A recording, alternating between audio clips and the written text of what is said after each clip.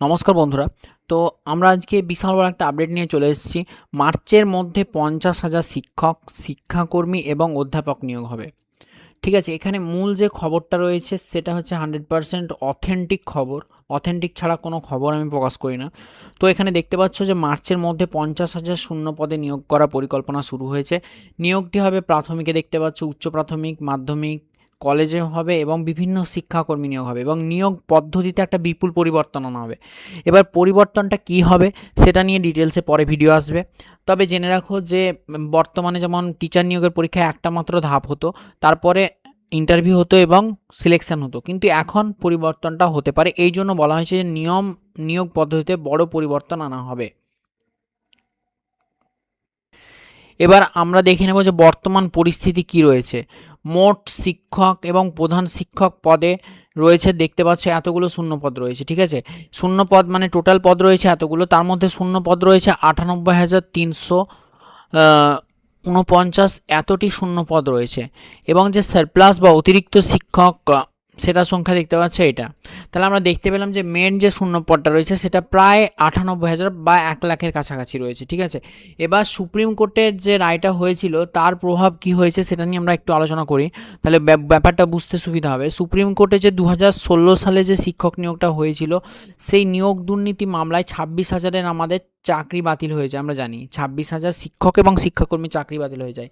তো তাদের জন্য একটা নতুন প্রক্রিয়া চালু হয়েছিল এবং ফ্রেশার্সরাও তাতে অংশগ্রহণের সুযোগ পেয়েছিল।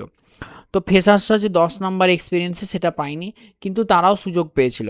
তো সময়সীমা যেটা ছিল সেটার নিয়োগ করার, সেটা হচ্ছে 31শে ডিসেম্বর ছিল আগের বছরে, কিন্তু পরে তা বাড়িয়ে 31শে আগস্ট করা হয়েছে।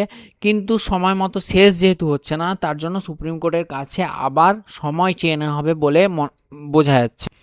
তো এখানে দেখে নাও, প্রথমে যাদের চাকরি আদালতের রায়ে বাতিল হয়েছে প্রথমে তাদের নিয়োগ হবে, অর্থাৎ যাদের চাকরি বাতিল হয়ে গেছিল তাদেরকে আগে নিয়োগ দেওয়া হবে।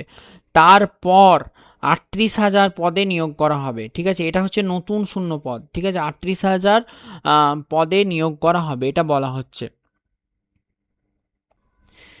এবার কোন সংস্থা নিয়োগ করবে দেখতে পাচ্ছ, আমাদের প্রাথমিক তো প্রাথমিক শিক্ষা পর্ষদ নিয়োগ করবে।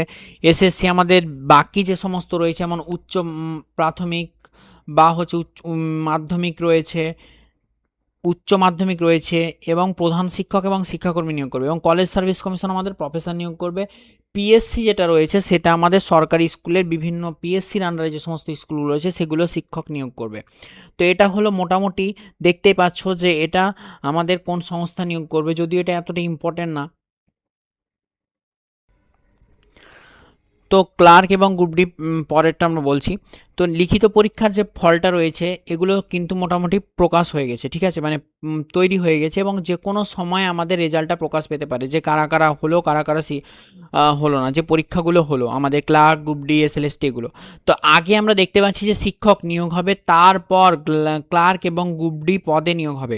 তো এ ব্যাপারে আমাদের শিক্ষামন্ত্রী কি বলেছেন? শিক্ষামন্ত্রী জানান যে ক্লার্ক ও গ্রুপ ডি পদের লিখিত পরীক্ষার ফল প্রস্তুত হয়ে গেছে, যে কোনো সময় ফল বেরোতে পারে। তবে প্রথমে শিক্ষক শিক্ষিকার পদ পূরণ করা হবে, তারপর শিক্ষাকর্মী নিয়োগের কাজ শুরু হবে। তাই শিগগির ক্লার্ক এবং গ্রুপ ডি ফল বেরোনোর সম্ভাবনা রয়েছে। এবং আমাদের মুখ্যমন্ত্রী শুভেন্দু অধিকারী জানান, সুপ্রিম কোর্টে যাদের চাকরি বাতিল হয়ে গেছে তাদের আগে নিয়োগ করা হবে, তারপর 38,000 নতুন শিক্ষক পদে নিয়োগ শুরু হবে। অর্থাৎ খুব শীঘ্রই বিভিন্ন শূন্যপদ পূরণ হতে চলেছে বলে আশা করি। এবং এই রকম বিভিন্ন চাকরি সংক্রান্ত আপডেট পাওয়ার জন্য আমার চ্যানেলটিকে ফলো করো, লাইক করো, সাবস্ক্রাইব করো এবং বেল আইকন প্রেস করে সঙ্গে থাকো। ধন্যবাদ।